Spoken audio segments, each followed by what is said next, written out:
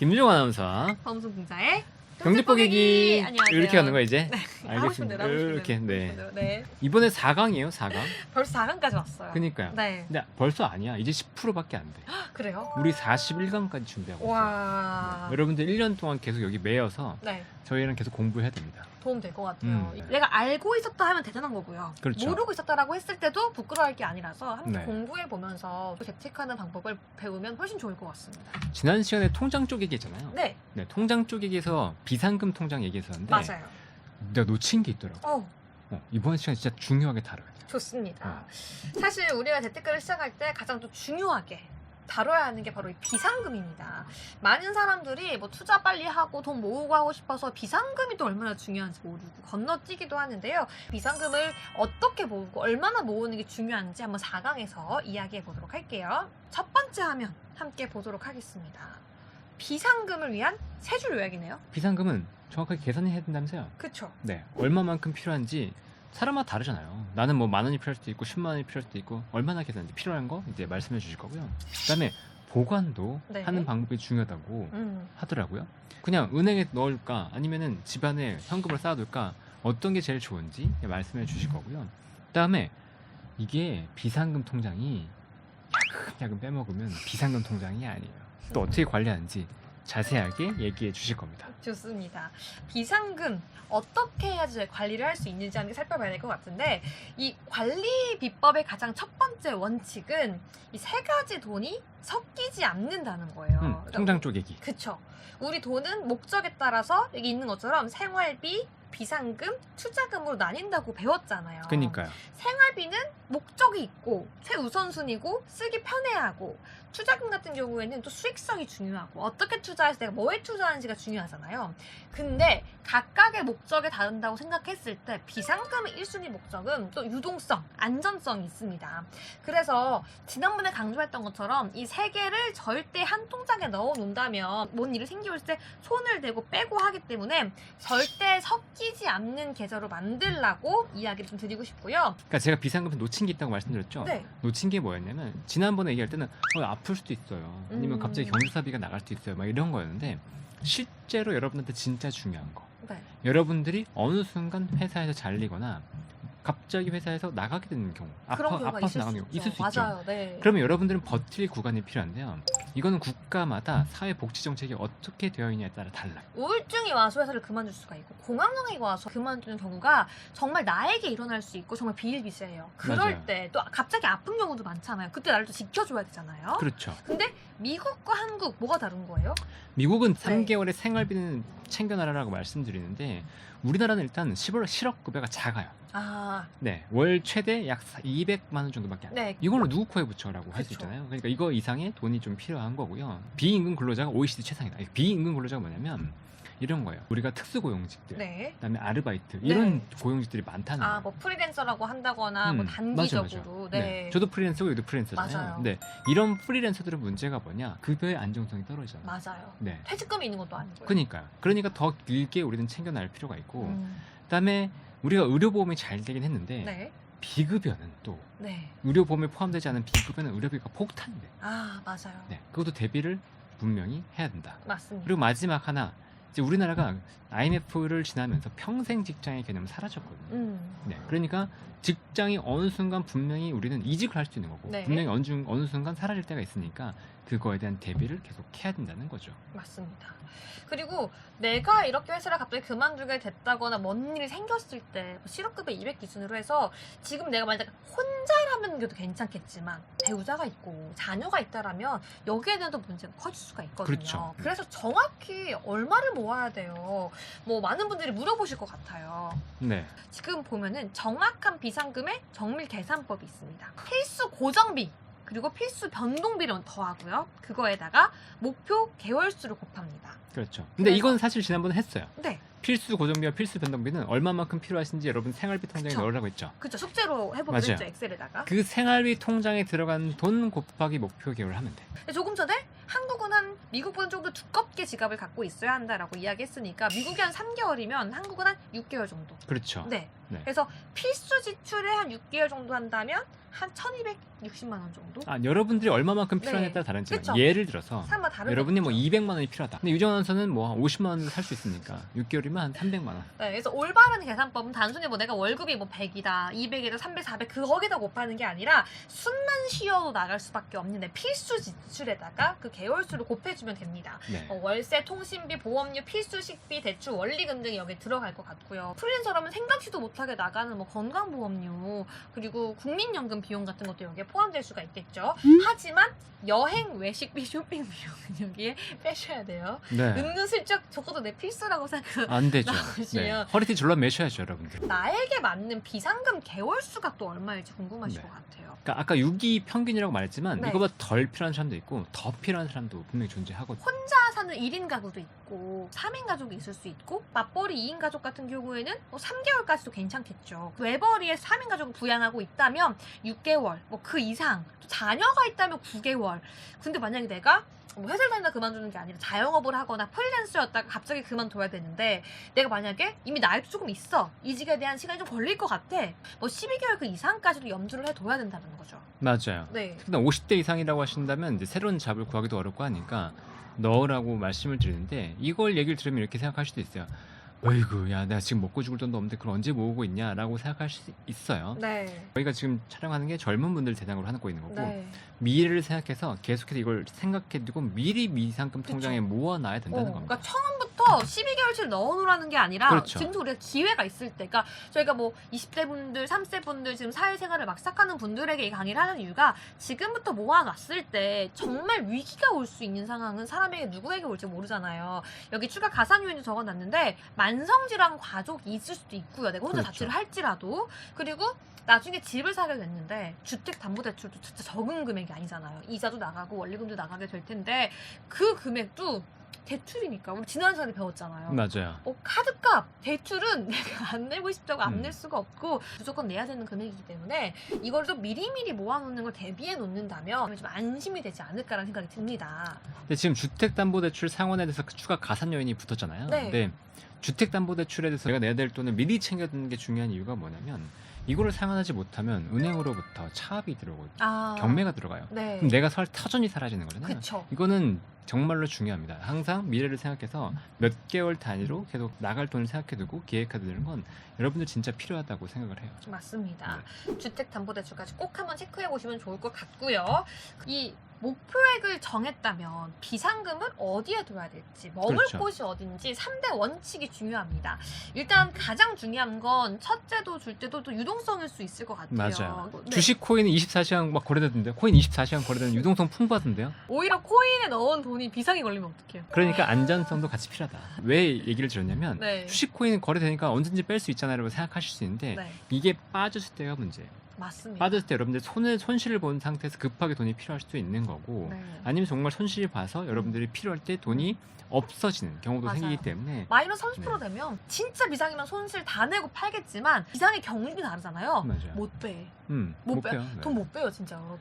비상금으로는 절대로 투자하는 거 아닙니다. 맞습니다. 꼭 기억해 두세요. 둘째는 방금 말씀해 주신 것처럼 예금자 보호나 또 원금 보장이 되는 안전성이 꼭 있어야 한다는 점 기억해 주시고요. 세 번째가요. 물가 상승도 방어할 수 있는 최소한의 수익성은 좀 지켜줘야 되는 것 같아요.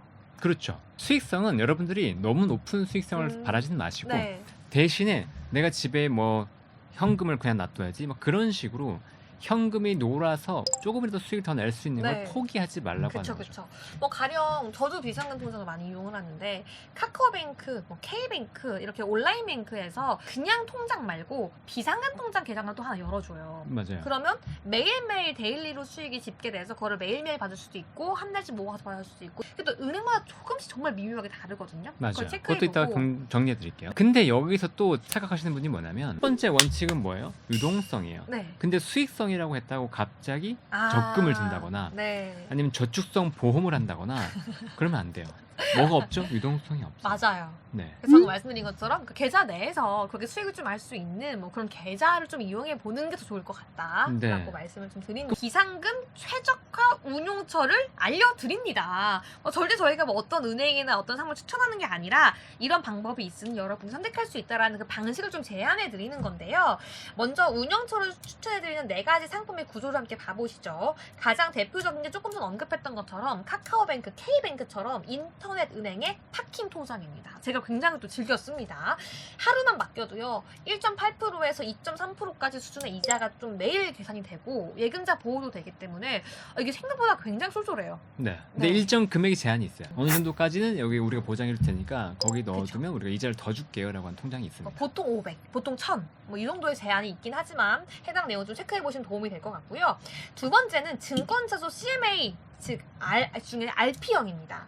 증권사가 또 안전한 국공채 투자해서 수익을 돌려주는 구조라고 하는데요. 예금자 보호 대상은 아니지만 97년 IMF나 2008년 금융위기 때도 손실이 없었을 만큼 사실상 위험이 크지 않은 곳이라고 하더라고요. 네, 뭐 CMA, MMF 같은 경우에는 뭐 초단기 운영을 해서 수익을 내는 거기 때문에 디폴트 위험이나 이런 것들은 거의 없어요. 2007년, 2020년에도 여긴 디폴트가 나지 않았기 때문에 네. 그렇게 예금자 보호가 되지 않는다고 해도 너무 걱정할 필요가 없는 상품인데 이자율은 또 높게 나온다라는 거 기억하시면 좋습니다. 이외에도 시장의 금리를 즉각 반영해주는 초단기 펀드인 MMF도 있고요. 그리고 금리는 높지만 중간에 깰 경우에 또 이자 금액을 또 분산받을 수 있는 단기, 전기 예금도 있다고 해요. 근데 요즘에는 인터넷 적금, 인터넷 예금 같은 경우에는 입출금이 또 편하게 또 되어 있어서 이런 단기, 전기 예금 같은 경우에도 고려는 해볼 수 있다라고 네. 좀 말씀드려보고 유동성 싶어요. 부족이 물론 문제가 되지만 네. 뭐 1개월, 3개월 단위로 일부 통장을 쪼개서 만약에 뭐 내가 진짜 한 6개월 이상의 비상금을 모아놨다고 치면 네. 거기에서 내가 진짜 필요한 유동성은 1, 2개월일 수 있잖아요. 네. 그러니까 그걸 놔두고 3개월 이상의 유동성은 3개월 예금에 넣어도 되는 거니까 그렇게 조금이라도 좀 높은 수익을 추구하시면 좋을 거고요. 이 중에 또 여러분들이 또 뭐 세제 혜택을 받을 수 있는 부분은 최대한 받으시면서 이자에 대한 세금도 아끼고 그렇게 가시면 좋을 것 같습니다. 또 전액을 한 군데에 넣어놓을 필요는 없는 거니까요. 그렇죠. 네, 근데 여기 좀 그렇습니다. 비교를 좀 해드릴게요. 그래서 그렇다면 관련된 내용들 좀 체크해 봐야 될 것 같은데 비상금 상품을 좀 비교해 보도록 할게요. 많죠? 좀 설명 좀 해주시죠. 아까 얘기했던 파킹 통장도 인뱅, 그러니까 인터넷 뱅킹이 있고 저축 통장이 있어요. 네. 저축은행이 좀 더 높죠. 그런데 저축은행의 리스크가 좀 더 있어요. 오. 네, 저축은행이 만약 망할 수 있으니까. 네. 그러니까 뭐 비교하시면서 하되 그러니까 고민하실 게 뭐냐면 편의성. 편의성. 네, 저축은행은 편의성이 좀 떨어집니다. 아, 그 네. 얘기겠네. 그리고 이체할 때 수수료 같은 것도 네. 파킹 통장, 인뱅 같은 경우는 뭐 이체 같은 거 할 때 수수료 같은 것처럼 덜 물고 뭐 이런 것도 있기 때문에 그런 것도 감안해서 보셔야 되고요. 그다음에 이거 진짜 많이 잘 모르시는데 예금자 보호한도 1억이잖아. 네. 그럼 얼마를 넣어야 될까? 1억. 이러면 안 돼요. 이러면 안 돼. 9,9천? 왜? 원리금 보장 합계가 네. 1억이야. 그럼 이자 나온 걸 내가 1억을 넘었어. 그럼 이자는 내가 보호가 안 될 수 있는 거예요. 그걸 계산해가지고 넣어야 되는 거야. 그렇죠. 9천 정도 넣어두면 3, 4년 이자 쌓이는 거 그냥 괜찮은 거잖아. 그러니까 그렇게 계산을 하면서 넣으셔야 돼요. 네. 그리고 이 보호한도의 특징, 네. 은행별로입니다. 은행별로. 네. 그러니까 1억이 넘어갈 것 같아. 그러면 은행별로 쪼개서 넣어두시면 됩니다. 그리고 CMA RP형도 2%에서 2.7% 좀 더 높죠. 근데 이런 건 증권사 보면 계정들이 있거든요. 그러니까 증권사에서 뭐 개설하신 다음에 CMA 통장에 넣으신다 그러면 인출 속도도 진짜 빨리 되고 관리도 쉽습니다. 근데 보호 한도는 없다. 네. 하지만 위험도도 낮다라는 그쵸. 거고요. 단기 정기예금이 높죠. 이자율이 3%에서 3.5% 높은데 이것도 이자 보호 한도는 있지만 유동성에서 살짝 이슈가 있다. 이 정도 기억하시면 좋을 것 같습니다. 그렇다면 이렇게 비상금이 쌓여갈 때 주의할 함정도 있어요. 2가지 함정으로도 준비를 해봤는데요. 이 첫 번째가 이 작년 9월부터 1억 원까지 상향된 예금자 보호 한도입니다. 그래서 아까 이야기한 것처럼 뭐 2개 이상 금융기관에 분산을 하거나 뭐 결혼했다면 부부 명의로 분리해봐도 좋으실 것 같고요. 두 번째는 15.4%의 이자 소득세가 있어요. 그렇죠. 네.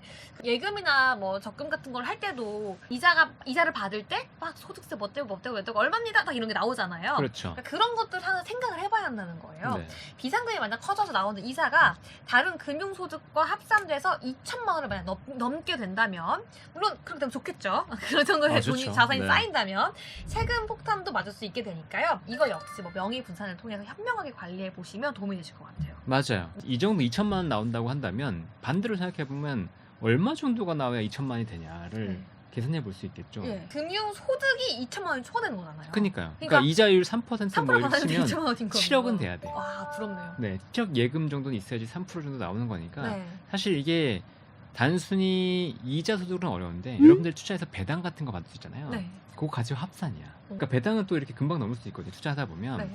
그러니까 그런 거 합산이니까 금융소득 종합과세에 들어가지 않기 위한 어떤 전략들 좀 짜보시면 좋을 건데 그런 절세 비법 이런 것들도 우리가 다음 파트에 또 다룰 거니까요. 같이 하시면 좋을 것 같습니다. 좋습니다. 그렇다면 이 비상금을 굴릴 때 사람들도 많이 하는 치명적인 실수가 있을 수 있잖아요. 네. 뭐 일반 입출금 통장에 방치를 할 수도 있고 1억까지만 보고가 되는데 그 이상을 초과 예치하는 경우도 있고 비상금인데 주식에 예치를 해버리면 거래일 출금 기한이 있잖아요. 요즘 점점 그걸 줄인다고 이야기하고 있긴 출금 기한 한데. 별로 사실 걱정이 안 돼. 네. 그거는 별로 걱정이 안 되는데 이 주식 코인 투자했을 때 변동성이 문제예요. 아, 사람들은 항상 오를 것 같아서 투자합니다. 맞아요. 그렇지 하지만 않더라고요. 항상 빠져요. 빠지는 건 늘상이에요. 이거는. 네. 그렇기 때문에 여러분들 자산을 절대로 안정적으로 보호해 줄 수 없습니다. 이거는 투자 계정으로 하는 거예요. 그쵸? 비상금 계정으로 이걸 하면 절대로 안 됩니다. 그렇죠. 그리고 아까 이야기했던 것처럼 비상이잖아요. 네. 그러니까 단기도 아니라 장기 예적금에 몰빵을 해놓으면 비상금의 취지와 맞지 않다. 그렇죠. 그리고 느슨한 비상의 적용. 이거 오늘 초반 얘기했어요. 뭐 비상의 개념을 스스로 좀 세워봐야 된다. 네. 라는 거죠. 그래서 비상금을 구축하려면 단계를 좀 거쳐야 돼요. 네. 그래서 파킹 통장을 처음에 개설해서 얼마를 넣고 그다음에 우리가 1개월치, 그다음에 2개월치, 3개월치 쌓아가겠죠. 점점 그게 쌓이기 시작하면 얼마만큼 목표가 있었잖아요. 그렇죠. 그 목표를 달성했으면 그 다음은 투자 통장으로 계속 이전시키는 거예요. 그럼 투자도 더 늘어나고 내가 하고 싶은 주식 투자할 수 있고 코인 투자할 수 있으니까. 그렇죠. 네. 네, 그런 식으로 여러분들이 비상금은 일단은 만들어 두시는 게 편안한 삶을 위해서 꼭 필요하다. 꼭 기억하시면 좋을 것 같습니다. 근데 여러분들도 사실 흔히 재테크하면 생활비 쓰고 저축 모으고에서 끝날 수 있고, 그러니까 비상금이라는 게 또 지금 당장은 되게 막연하게 느껴질 수가 있어요. 그래서 조금씩이라도 그러니까 미리 계산을 해놔서 그만큼을 모아놔야겠다라는 생각으로 차곡차곡 모아간다면 오히려 정말 위기가 생겼을 때 그 좀 큰 자산이자 도움이 될 수 있는 금액이 될 수 있지 않을까라는 생각이 듭니다. 네, 그래서 잔금 장치를 하시는 게 좀 필요한데 네. 일부러 좀 귀찮게 하셔야 돼요. 오케이. 일단 체크카드 없어야 되고. 맞아요. 네, 예를 들면 이체하려면 OTP 필요한데 OTP 저기 어디 엄마한테 맡겨놓고 막 맞아. 이렇게. 그래서 주거래 은행과 좀 다른 전용 은행을 사용하는 게 저도 해보니까 훨씬 좋고 가끔씩 열었는데 돈이 있었지. 아 이거 넣어놨던 돈이구나. 차라리 이게 좋은 것 같아요 저는. 그러니까요. 네. 네. 그래서 접근에 마찰을 주시고 요즘은 쉽게 계좌명을 바꿀 수 있잖아요. 그러니까 이게 왜 모으는 돈인지 무슨 통장인지 이름표를 좀 넣어놓는 게 많은 도움이 되실 것 같고요. 그리고 자동이체.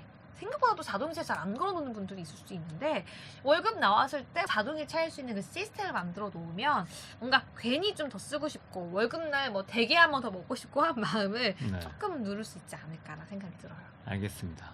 다음 시간에는 저희가 이거 한번 다뤄볼 거예요. 네. 돈을 조금이라도 더 아끼는 방법. 그래서 비상금이든 투자든 좀 더 넣을 수 있는 방법. 궁금해. 네, 우리가 13월에 월급이라고 얘기한 그 절세에 대한 얘기를 그렇죠. 한번 해보려고 합니다. 네. 또 저는 프리랜서니까 5월 종소세를 또 해야 하잖아요. 맞아요. 네. 여러분들이 그 세금을 절약하고 돈을 더 모아갈 수 있도록 저희가 또 노력하고 같이 준비할 테니까 다음 강의도 같이 많이 관심 가져주시면 좋겠습니다. 좋습니다. 제가 차곡차곡 또 다양한 이야기 해드릴 테니까요. 좀 꾸준히 구독해주시고 꾸준히 함께 해보시면 도움이 되실 것 같아요. 알겠습니다. 그러면 좋아요, 구독, 댓글 알림 설정. 꼭 부탁드립니다. 다음에 또 뵙겠습니다. 여러분 안녕. 안녕.